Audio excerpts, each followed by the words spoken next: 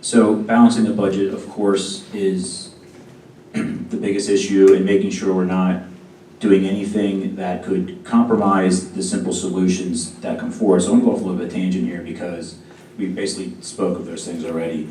I'm thinking of back to the book scenario in Burke Valley. They got rid of close to 6 or 7 books. Over the 18 years that those books were in the library, 1.1% of the students even took them out. And then the students went on strike. So chaos costs money. And if you start this chaos that really doesn't have an impact, it can be very detrimental to you and your budget going down the road. Thank you. Mr. Roger of the group. Our budget has been an issue with Boyertown School District every year. And every year we have fought to maintain student education proficiency rate on the uprise with that budget. We've always worked with the teachers, administration, and everybody to assume a good working environment. We will do that now. It's just something we have to do, and we've done it every year up until now. Boyertown teachers have never gone on strike.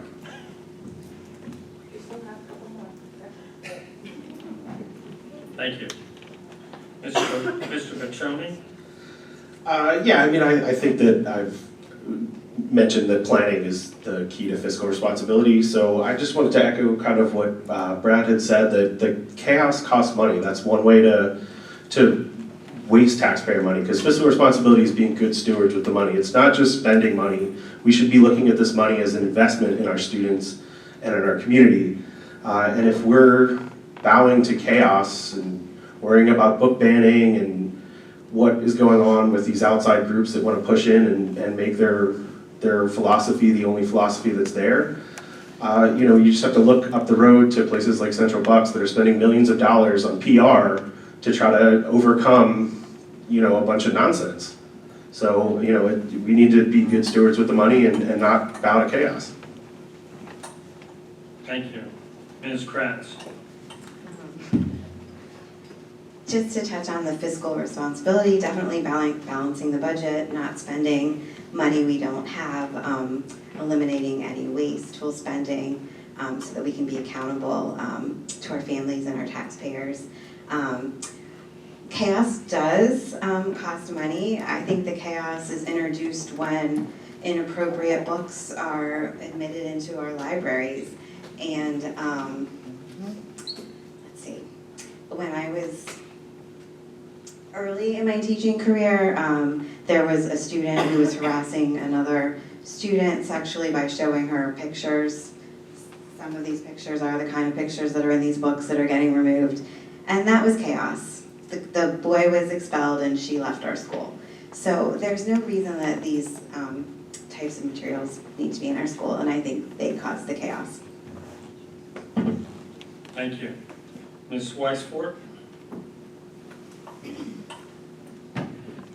What fiscally responsible means to me is that we need to be proactive and not reactive. And I feel like a lot of times we are reactive when it comes to building repairs or things that are needed in the district. We have inflation, again, I'm repeating myself about that, but it's affecting us all. And in the insurance business, I can tell you that these are things that we're dealing with for our nonprofit accounts or my nonprofit accounts. How do we balance and be prepared for the years to come when it comes to our budgets and our financial responsibilities? Thank you. Ms. Skelton? I'm always after you. Since I'm not on the board currently, I can't presuppose what they go through to balance a budget. So it's easy for me to say that we need to have mindfulness in the spending of our school district's money. I think what would help is also to have a little more transparency for all, and I know that things are voted on, and I know that there's a lot that goes on that I can't know right now.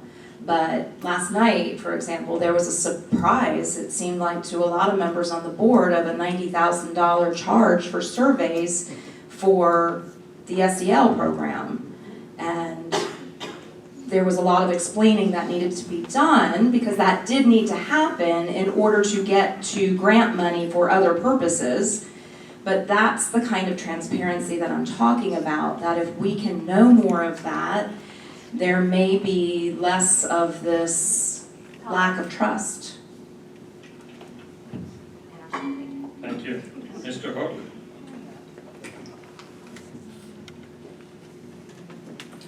Fiscal responsibility, for me, I think it begins in our conversations at the board, in the boardroom. We owe a lot more to the taxpayers in terms of how long we're talking about the board's budget or the school district's budget. We need to be doing our due diligence and learning about every single one of those slides in advance and having many, many questions about them, because one of the primary responsibilities of the board members is to make sure that we are having the best possible budget in place. It can't be, and also to be as transparent as possible. We can't have conversations behind the scenes about the budget. Taxpayers are spending a lot of money, and if we're going to increase the taxes, then we need to make sure that everybody knows everything about why that's happening. So I think that fiscal responsibility is a responsibility that we're doing all that in front of everybody so that everybody knows where the money is going. Thank you. Ms. Hogan? Thank you. Fiscally responsible board members do two things. They plan and they advocate. So long-term planning is absolutely important. It's a must. But advocating, especially in this climate, and I know I keep coming back to this, but this is because, like I said, I think the budget is really the biggest, most important issue that school board directors deal with. Nothing happens without it. The BCIU just sent out a guide for board members to advocate to their local politicians, because we have 80 pages of unfunded mandates. These aren't things that we have a choice. These are things that we must do, that the state hands down and that they don't fund. So 80 pages worth of those. All of those things cost money. There is so little amount of play in our budget. Most of the costs are fixed, and they are fixed year after year, and they go up. And the state really needs to kick in their fair share, and we also really need our... Thank you. The next question deals with an issue that has been brought up already, but we'll expand on it a little bit regarding the regarding the possible superintendent position changing in the next few years. The current district superintendent's contract will end during your term. School board members annually evaluate the superintendent. How will you evaluate the performance, and what would you seek in a new superintendent in the event that the current superintendent does leave and does not remain in that role? So basically, the question is, how would you evaluate the superintendent if you're on the board? How would you evaluate their performance, and what would you be seeking in a new superintendent? We will begin with Mr. Brad Updegrove.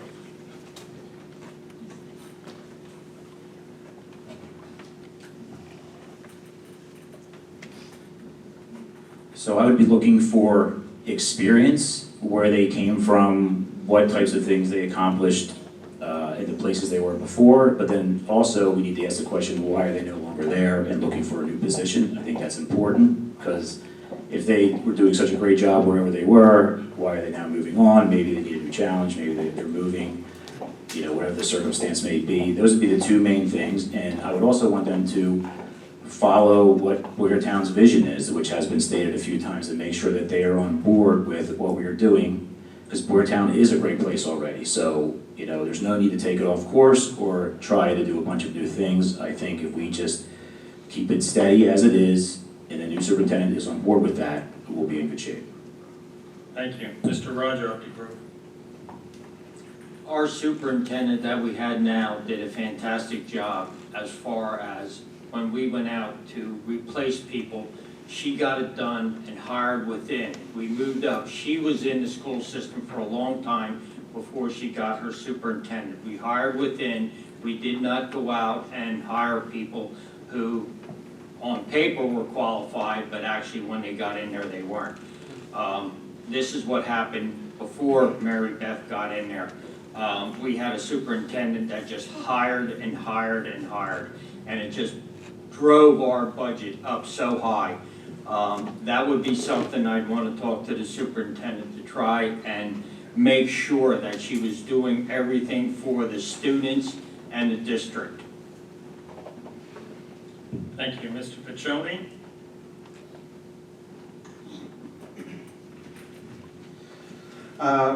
So I actually kind of want to piggyback off what Roger Updegrove said, that I like the idea of you should always start with looking from within. When you promote from within, it can lead to more continuity, it can lead to an easier transition, which depending on how things go, could be something you want. I mean, when Mrs. Torship was hired, I think having continuity as somebody who had already in the district was really important given the timing of that. But also you need to look without. You have to look for new ideas. People from outside, might have new ideas, new perspectives. Somebody who's working in the district might, not have those new ideas either. And how to evaluate them, you really need to evaluate, are the students learning? Are they viewed as a good leader? And honestly, are they advocating for the students and their staff to the board? That's their job, to come to us with what the students and the staff need, and then it's our job to create the policies, pass the budget to give them what they need for that success. Thank you. Ms. Kratz? Yeah, I think I liked answering first better, actually. Anyway, yeah, it's such an important position. He or she is the leader of the district, and all of those things are so important.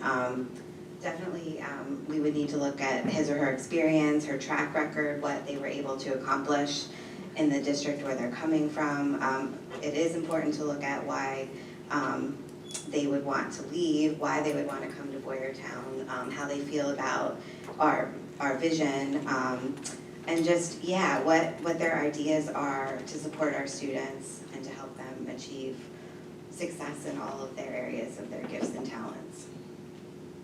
Thank you. Ms. Weisford? Yeah, I would like to touch on a little bit of everything that everybody had just said about this. But I think the one thing that I would do is probably lean on our experienced board members for some guidance in what they've looked for in the past or their experience in hiring a superintendent, because it is a really big deal. And again, their education, their experience, and do they align with our mission statement? Those are all important things, and that's why I would definitely lean on some of our tenured board members to kind of help with that, but also make a great decision based off of their values. Thank you. Ms. Skelton? I agree with everybody. That goes without saying. They were all very good answers. I think one other thing we could look at, depending on our budget, is I know that for some very important positions, like things like chief of police and other major types of roles, oftentimes boroughs and townships will go to an outside source to vet candidates and make their suggestions. We may want to look into something like that for such a valuable position in our district. Thank you. Mr. Hope? So I mentioned before, one of the most important jobs we would have is the budget, and one of the other most important jobs that we would have is making sure that we're hiring the right superintendent for this job. And hiring from within isn't a bad idea, but not always going to work. I think that we need to look for somebody that's going to have a successful track record, has good experience, and also has values that are aligned with our community. And knows how, we have a very diverse community and a lot of different needs and a lot of different thoughts. So we need to have somebody that's prepared to balance all that. And then also it can be a very long process. You may need to hire a firm, and we want to attract the best possible candidates. They can go wherever they want, superintendents, and so we need to just be able to show them at a board level and administrative level that we're a place that's awesome, and we want the best people to come to, and I think we can. Thank you. Ms. Hogan. Thank you.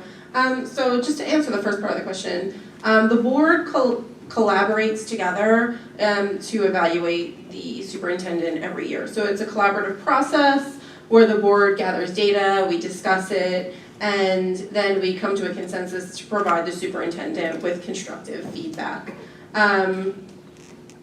Mrs. Torsh's contract will come up during the next 4 years.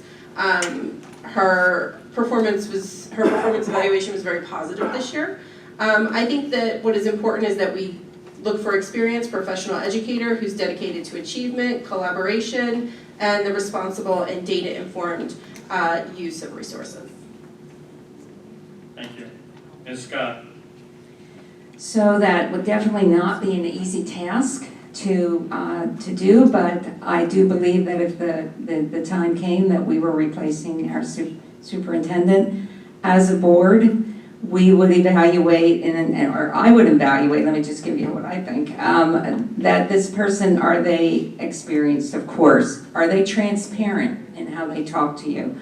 Do they have leadership skills, obviously, that should have already been attained, but what type of leadership skill, what type of leader are they? What would their vision be for Boyertown? And how would they improve? Because there's always ways to improve whatever situation you walk into. So what would they suggest? And so what new ideas would they bring? So again, no, that's it. Thank you. Our next question. If elected, how will you represent members of our community who do not have children in school when you're making fiscal decisions that affect all taxpayers? Again, how will you represent and interact with, for that matter, the members of our community who do not have children in school while you're making fiscal decisions that affect all taxpayers? We will begin with Mr. Roger Updegrove. The important part about this job is the fact that you still want to be a good steward to the community with the dollars that they're spending to make sure that our kids are getting the best education that they can afford. And I hear it all the time, and I'm one of them. I don't have any kids in the school, but at the same time, my kids got a good education with the dollars I spent to get them where they're at now. It's just something that, the bad part about the job is the fact that, it comes budget time, there's millage rate, Montgomery County raised their millage rate 8% on this last time when they, if you check your taxes, it went up 8%. And now we're working off percentage-wise a lot lower than that, but it's just budget time is a tough time. I feel sorry for everybody that's going to get on the board because they have to experience this. Thank you. Mr. Piccioni. So obviously everything that Roger just said is 100% correct, but when you asked that question, I just looked down at my little card here that I give to people, and it says that great schools make great communities. And one of the things that I did, one of the reasons why I say I've been a teacher for most of the last 20 years is that for a while I was a realtor, and I worked with people, all different kinds of people, and just about everybody, the first question, if they weren't familiar with the area, they asked was, how are the schools? They asked that if they had kids, if they were maybe going to have kids, if they haven't had kids, if they never had kids. That was the question that everybody asked because they know that the quality of the schools in an area they matter. So they matter to where people want to live. We want people to live here. We talked about all that building. That's a big problem for planning, but it also means a lot of people want to live here. So that means this is a great place to be. So we should view some of that as a positive, that these great schools can make great communities. Thank you. Ms. Kratz. Those were the notes that I pretty much jotted down. Yes, schools can be the heart of communities and they can bring people together. And I think that's important. It could be Friday night lights, it could be baseball games, it could be musicals, it could be orchestra concerts, music concerts. All of those experiences bring people together, and that's good for our community. So, I mean, the best that we can do is just be wise stewards of the funds that we have to work with our budget, make wise decisions that help our students achieve, and then hopefully we can all be proud of our graduates when they go on to do amazing things, and just have confidence that our property values will go up in the meantime. Thank you. Ms. Weisworth. Joe kind of took the words out of my mouth. Good schools equal good community. But I also think that we do need to consider people who do not have children or senior citizens when we make these decisions. And they're not going to be easy to make. But I do feel like their voices need to be heard as well, while still maintaining a good school and community for everyone to live in, and that is going to be really hard. I'm not sure that I have the answer for that today, but I do think that I would do my best to try to think of everybody when making a decision like that. Thank you. Ms. Skelton. I think with any concerns, being heard goes a long way. So I already have been talking to people as I canvass during my campaign and are hearing their concerns. And there is a concern for a lot of our seniors who are on fixed incomes, because if the taxes continue going up, that fixed income is not going up and their standard of living is going down to the point of some possibly having to move. But I do agree with Joe. Good schools make good communities, and good communities where people want to live raise property values. And when property values go up, there are many more options for our citizens or residents who are on fixed incomes. Things like selling their home for a big profit, or even reverse mortgages, that sort of thing. So I think keeping lines of communication open with the whys of the increases and how it can help the community would go a long way for that uncomfortable feeling of increased taxes. Thank you. Mr. Hook.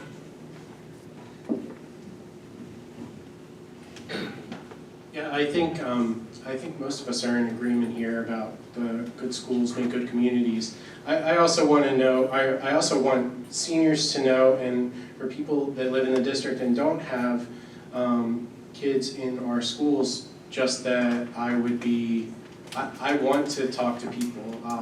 Part of why I want to do this is because I want to be able to represent everybody.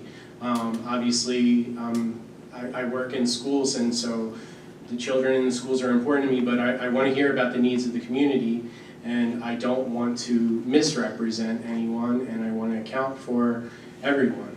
And that includes our seniors, and it also includes their needs. So we need to be mindful of that when we're doing our budgets, and and just how we're framing our conversations at the board level.